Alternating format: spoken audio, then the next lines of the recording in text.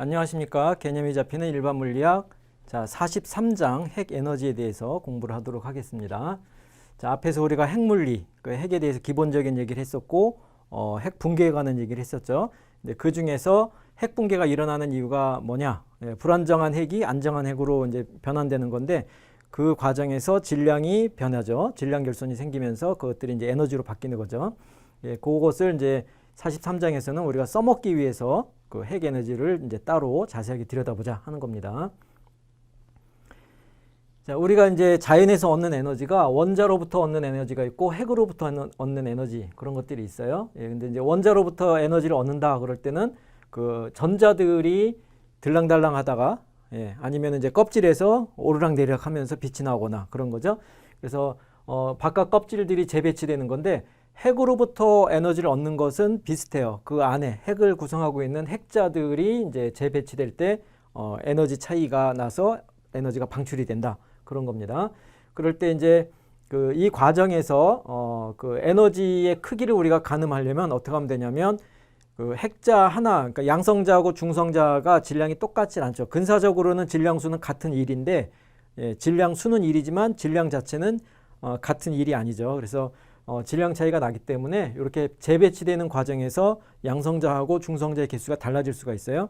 그럼 그게 달라지면서 이제 질량 차이가 생기는 거죠. 그리고 그러한 질량 차이, 델타 M이 그 아인슈타인의 질량 에너지에 따르면 mc제곱만큼의 이제 에너지로 바뀌는 겁니다. 그렇게 해서 요 Q라는 것은 이제 그 원래 델타 M은 나중 빼기 처음이죠. 나중 질량 빼기 처음 질량인데 일반적으로는 자발적으로 일어나는 경우에는 나중 질량이 더 작게 됩니다. 그래서 이제 처음에 갖고 있던 질량보다 질량이 줄어들면서 그 질량이 에너지로 바뀌는 거기 때문에 요 델타 M이 일반적으로 음수가 되죠. 마이너스. 그래서 이제 Q라는 것은 이제 발생하는 열을 가지고 얘기를 하면 나오는 열.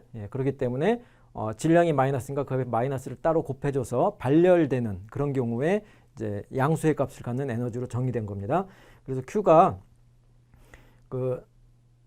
이게 이제 부호 때문에 괜히 헷갈릴 수가 있어요. 그러니까 일반적으로 제일 그냥 단순한 거는 질량 차이만큼의 에너지 차이가 생긴다 하는 거고, 그게 이제 일단 크기를 가지고 이 에너지 차이 값을 구한 다음에 이 질량이 줄어들었냐? 그럼 그만큼 Q가 나왔다. 질량이 늘어났냐? 그만큼 Q가 필요하다. 들어갔다. 그런 식으로 따로 부호를 따로 해석해도 됩니다. 자, 그래서 일반적인 게 이제 이렇게 질량 결손에 의한 에너지가 그 방출된 에너지로 나오는 건데, 이때 그 핵에서 일어나는 핵 반응에서의 질량 변화랑 그다음에 원자 수준에서 일어나는 화학 반응 있죠. 그 화학적인 반응의 질량 변화가 원자 쪽에서는 거의 질량 변화가 없다고 보는 거죠. 그래서 그 화학에서는 그냥 질량 보존 그런 식으로 얘기를 하는데, 핵에서는 그거에 무시하지 못할 만큼, 핵의 질량에 비해서 무시하지 못할 만큼의 질량 변화가 생기는 겁니다. 그렇기 때문에 이게 더 크니까 이 에너지가 훨씬 더 커다란 에너지가 나온다. 그겁니다. 자, 그래서 이게 이제 에너지를 얻는 그 연료, 무엇으로부터 에너지를 얻느냐, 그래서 얼마나 얻을 수 있느냐 하는 것들을 이제 대략 도표로 정리한 건데, 수력 발전이죠. 50m 떨어질 동안에 물로부터 얻는 그 에너지는 전구, 100W 전구로 5초 동안 킬 만큼이 되는 겁니다. 그래서 5초니까 실제 에너지는 500J에 해당하는 그 정도가 될 거고, 그 다음에 석탄은 이제 태우는 거죠. 석탄을 태워서 연소를 통해서는 8시간 정도 쓸 수 있고, 이제 그 화력 발전이 되겠죠. 그 다음에 이제 그 우라늄, 핵 에너지, 농축 우라늄을 이용해서 원자로 내에서 핵 분열을 일으킨다. 그럼 이거는 그 조절해서 쓸 수 있기 때문에 690년을 쓸 수 있고요. 엄청난 에너지 차이가 생기는 거죠. 그리고 이제 완전히 핵 분열이 일어날 때, 그때는 이제 핵 에너지를 다 끄집어내는 건데, 이걸 일으키는 건 실제 일어날 수는 없는 거예요. 그래서 그런 경우에는 이만큼 더 많이 쓸 수 있고, 그 다음에 핵융합이 있죠. 핵융합. 그 핵융합 같은 경우에 그때도 어마어마한 에너지가 나오는 것이 되고, 그리고 물질하고 반물질이 부딪혀 가지고 이제 소멸되는 게 있어요. 그래서 그 쌍소멸, 완전히 물질이 질량이 완전히 없어지고 에너지로 바뀌는 건데, 그때도 어마어마한 에너지가 나온다가 되겠습니다.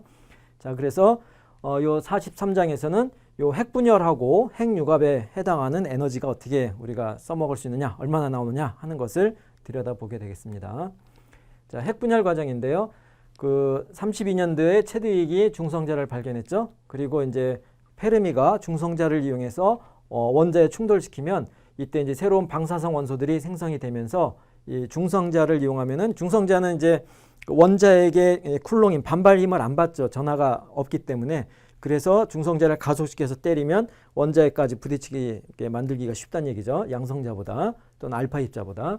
그래서 그 핵 발사체로 이제 그 유용할 거다 한 거고요. 그러니까 이제 중성자를 때려 가지고 핵이 쪼개지면 그 핵 안에 있던 것들이 나올 거니까 핵의 그 뚜껑을 열어보는 거랑 똑같은 거예요. 이 상자를 열어보려면 상자를 찢어서 열어야 되는 거죠. 그것처럼 중성자로 핵을 때려보자. 그게 어떻게 되는 겁니다. 그럴 때 이제 그 이렇게 발사체를 쓸 때 그 상온에서 운동 에너지가 약 0.04 일렉트론 볼트인 느린 중성자조차도 핵에 부딪히면은 핵을 변화시킨다 하는 것을 이제 페르미가 주장을 한 겁니다. 예, 그 다음에 이제 그 이후에 이제 이런 사람들이 실제로 해봤더니 중성자를 우라늄에 충돌시켰더니 발음이 나왔고, 그 다음에 이러한 느린 열 중성자를 그 흡수한 우라늄 핵이 에너지를 방출하고 두 개의 그 원소로 쪼개진다, 핵 분열이 일어난다 하는 것들을 이제 실험적으로 찾게 되는 거죠. 그래서 그 이 느린 열 중성자가 느린 걸 얘기해요. 상온에서의 에너지 정도. 예, 그런 느린 열 중성자와 충돌한 우라늄 235의 분열에 의해서 그 두 조각으로 쪼개지는데 이게 딱 정해진 그 공식대로 쪼개지는 게 아니에요. 이 쪼개지는 이 파편들이 두 조각이 그때그때 다르더라 하는 겁니다. 근데 이제 실험적으로 조사를 해봤더니 그 질량수가 95 근처하고 140 근처에서 이제 가장 많이 쪼개지더라 하는 것을 이제 발견하게 된 겁니다. 예, 여기 이제 그림에 있는 것처럼 그 파편의 질량수죠. 그리고 이제 비율이고, 예, 그렇게 되는데 요 근처에서 그 봉우리가 있고 요 근처에서 또 봉우리가 있더라 하는 거죠. 그래서 이런 애들도 없는 건 아니에요. 여기 얘도 있고 그래서 더 질량수가 큰 애도 있고 한데 주로 요 근처에서 두 조각으로 나오더라 하는 거고요. 예, 그러긴데 이제 여기서 어쨌건 우라늄이 딱 부딪혔을 때 우라늄 내부가 굉장히 많은 핵자들이 있기 때문에 그게 쪼개질 때 항상 X하고 Y로만 쪼개진다. 그게 아니더라 하는 얘기입니다. 다양한 그 형태로 쪼개질 수 있다 하는 겁니다. 그리고 이때 그러면 다양한데 왜 확률이 요 두 개의 질량수에서 유독 높냐 하는 것은 아직 규명되지 않았다라고 합니다.